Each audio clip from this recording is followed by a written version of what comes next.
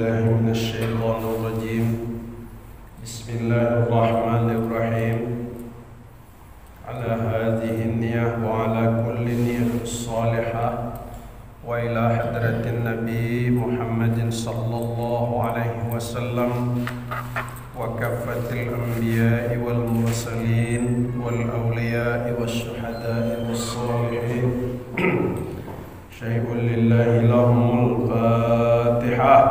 أعوذ بالله من الشيطان الرجيم بسم الله الرحمن الرحيم الحمد لله رب العالمين الرحمن الرحيم مالك يوم الدين إياك نعبد وإياك نستعين اهدنا الصراط المستقيم صراط الذين أنعمت عليهم غير المغضوب عليهم ولا الضالين آمين. Assalamualaikum warahmatullahi wabarakatuh.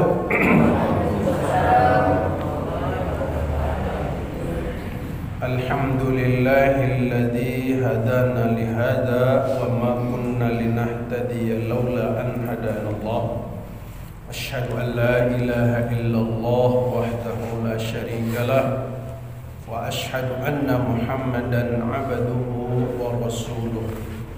Allahumma salli wa sallim wa barik ala Muhammad wa ala alihi wa sahbihi ajma'in, amma ba'd. Pertama, puji dan syukur kehadiran Allah Subhanahu wa taala pada pagi hari ini setelah melaksanakan sholat subuh. Alhamdulillah kita bisa hadir dalam pengajian rutin yang setiap subuh Ahad dilaksanakan di Masjid Al-Ikhlas. Mudah-mudahan sepanjang hayat kita selalu digerakkan hati kita untuk bangun di subuh hari untuk mendengarkan pengajian. Amin ya rabbal alamin. Kemudian selawat dan salam selalu tercurah kepada junjungan kita Nabi akhir zaman, Nabi Muhammad sallallahu alaihi wasallam.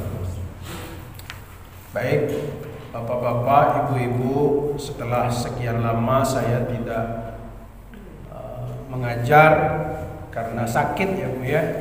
Bukan karena corona, bukan. Hampir 3 minggu saya sakit. Kalau tidak musim corona mungkin saya di opname. Karena sakit saya adalah sakit apa namanya? Berteman dengan malaria itu betul. Tipes. Ya, tipes itu menurut keterangan dokter kecapean, Pak. Karena pas bulan Maulid ya bolak-balik ke Bangko, Sarolangun, balik lagi ke kota, jadi bolak-balik capek. Permintaan masyarakat. Akhirnya terkepor juga kan. Kalau dibawa ke rumah sakit jelas di swab. Saya tidak mau di swab. ya, tak mau saya di swab kan. Sebab kalau sudah di swab, tinggallah sendirian di kamar rumah sakit. Udah boleh orang nengok kan. Siapa yang melayani gitu.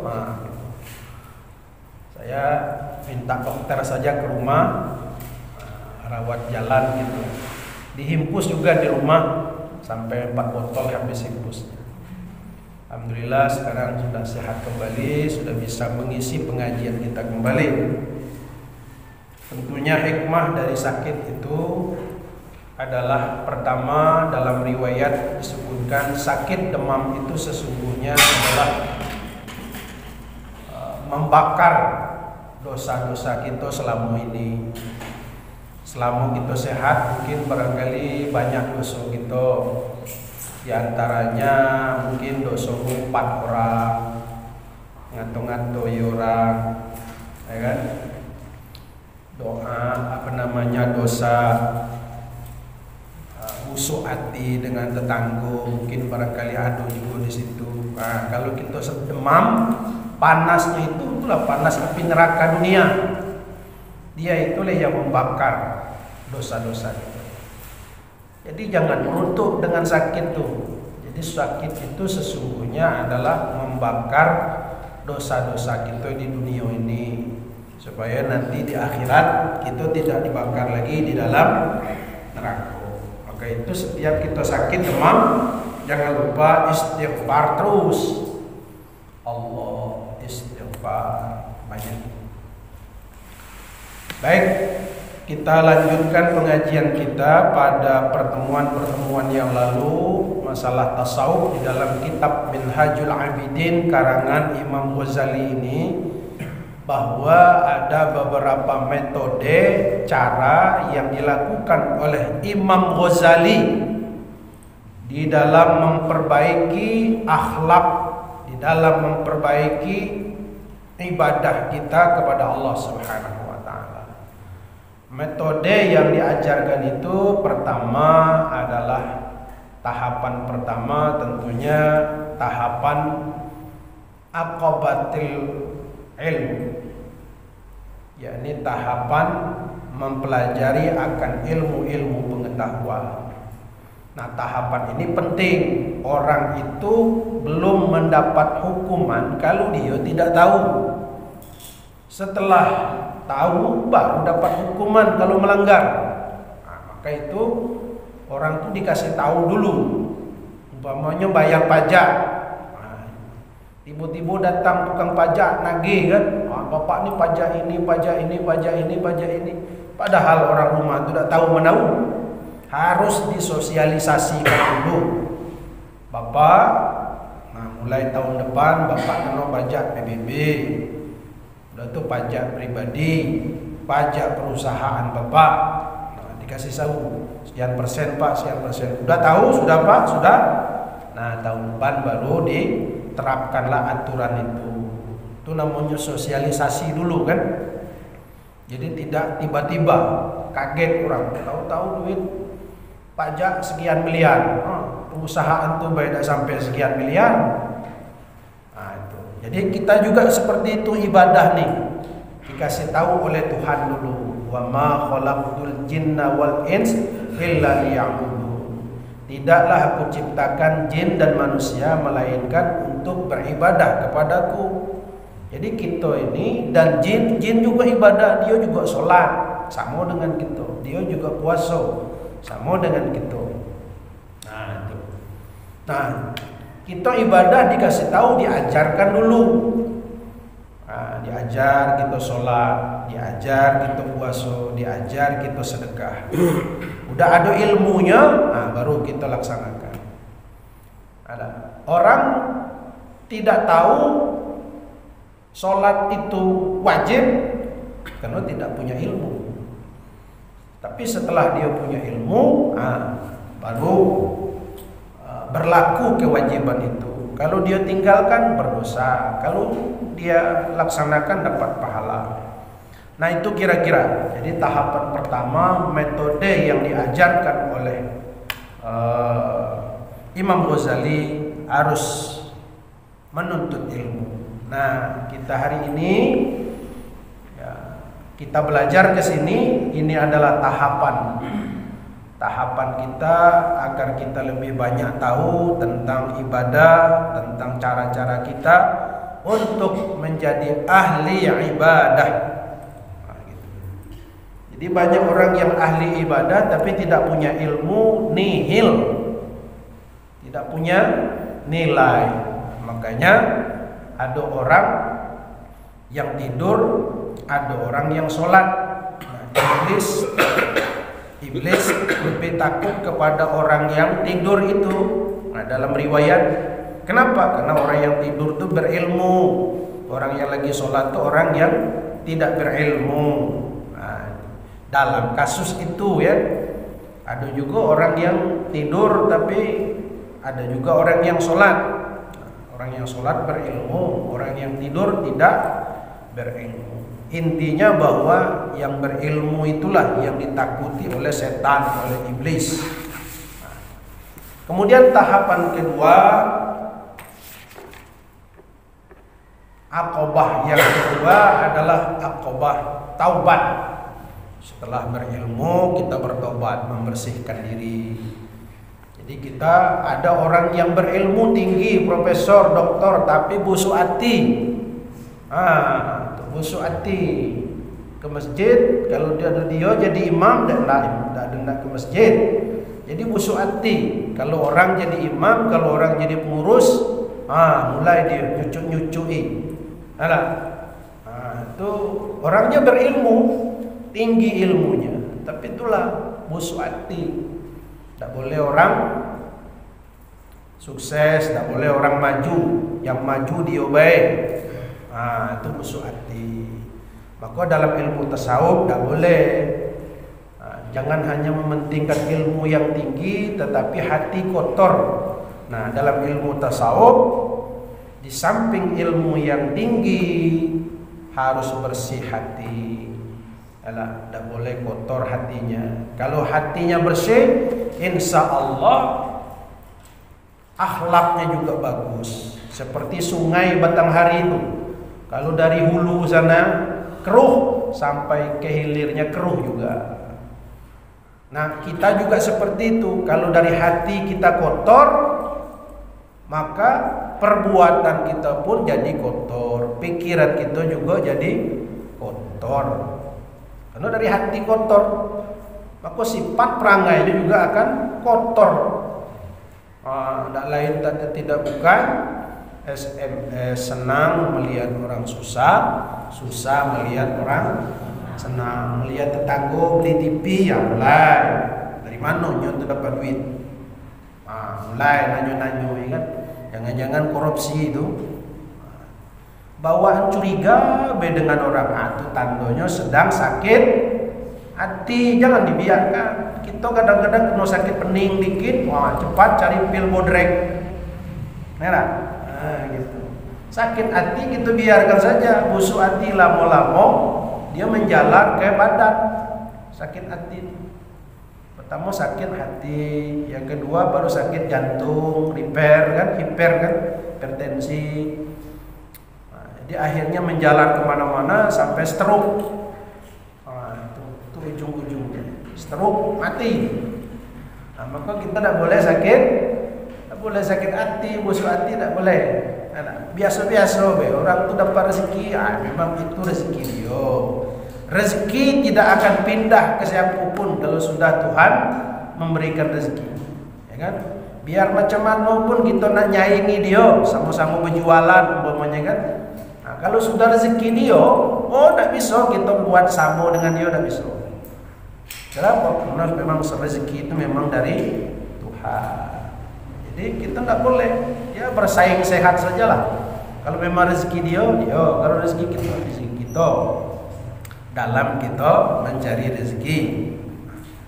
Kemudian, jadi untuk membersihkan hati kita harus tobat. Nah, tobat ini ada tobat yang sekedar istighfar saja, astagfirullahalazim. Ada tobat dengan melaksanakan sholat tobat. Nah, melaksanakan sholat tobat ini kalau sudah parah nian, parah nian, sudah melakukan perbuatan maksiat, tak tentu kali lagi, berzina, berjudi, narkoba, pokoknya tak tentu lagi berkali-kali. Nah, orang ini harus sholat tobat, bahkan harus mandi tobat. Ada mandinya tuh, mandi tobat. Kalau orang kita dulu dibuat pakai kembang, ada mandi kan? Pakai kembang mandinya biar harum gitu kan? Pakai jeruk nipis, macam-macam orang dulu kan buat ya kan? Untuk mandi tobat. Setelah mandi, baru sholat tobat. Itu namanya tobat nasuha. Kemarin syarat-syaratnya sudah kita sampaikan. Di antaranya kalau tobat itu berjanji tidak akan mengulangi perbuatan itu lagi. Berjanji akan menghindari perilaku itu, dan berjanji tidak akan mengulanginya kembali. Baik, aqobah kedua. Lalu sudah kita sampaikan juga aqobah atau aqobah yang ketiga, aqobah awaiq. Aqobah awaiq, aqobah itu artinya tahapan. Apa itu awaiq? Awaiq itu meninggalkan hal-hal yang menjadi penghalang bagi kita untuk kita beribadah pada Allah. Ya, meninggalkan penghalang bagi kita untuk menjadi orang yang ahli ibadah. Jadi kita tinggalkan. Nah, di dalam awaiq ini kemarin ada 4 penghalang gitu. Ya. Ada 4 penghalang gitu. Pertama, dunia serta isinya. Dunia serta isinya ini juga menjadi penghalang bagi kita untuk menjadi ahli ibadah. Mobil, motor, rumah, anak, istri itu menjadi penghalang kalau tidak hati-hati. Ya. Nah, kita lagi sholat, TV hidup, nah, itu menjadi penghalang untuk menjadi kekhusyuan sholat kita. Kadang kita semayang, teringat ke mobil, teringat ke motor, nah, itu menjadi penghalang. Makanya kita harus hati-hati dengan benda-bendawi yang di dunia ini. Kenapa? Karena benda-benda itu akan menjadi ingatan kita. Kalau sudah ingat dengan itu, hilanglah kekhusyuan kita. Nah, jadi bapak-bapak, ya, apa yang ada di atas dunia ini jangan dimasukkan ke hati. Kalau kita masukkan ke hati kita mendua. Hati kita tuh sesungguhnya harus satu, yaitu hati yang salim, hati yang selamat. Hati yang selamat tuh hati yang selamat daripada gangguan-gangguan, godaan-godaan duniawi. Bahkan satu ketika Rasulullah SAW dengan sahabat lewat, dan ketika itu para sahabat melihat bangkai kambing. Apa kata Nabi? Tahukah kamu itu apa bangkai kambing ya Rasulullah? Kira-kira bangkai kambing itu berharga atau tidak? Wah, tidak lagi ya Rasulullah, dibuang sajalah. Kenapa? Karena busuk. Busuk. Apa kata Rasulullah? Seperti itulah dunia. Dunia ibarat bangkai kambing. Dia adalah busuk. Dia adalah mengganggu. Siapapun yang lewat di situ nutup hidung, busuknya. Nah, dunia ini serta seisinya menurut perspektif orang-orang tasawuf ini mengganggu. Makanya orang tasawuf itu dia hidupnya sangat sederhana.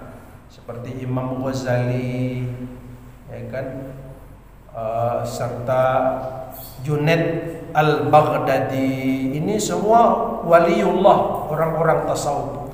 Jadi hidupnya sederhana, yang penting ada yang dimakan sudahlah. Kalau model kita mungkin tidak sanggup ya Bu ya. Kalau model kita nih ya rumah nak dicat, ya kan. Dalam rumah perlu kursinya dari yang biasa, perlu kursi yang berukir. TV yang tadinya dari 15 in 12 in menjadi 50 in TV-nya biar nampak besar gitu kan. Nah, itu kita enak. Nah, itulah kondisi.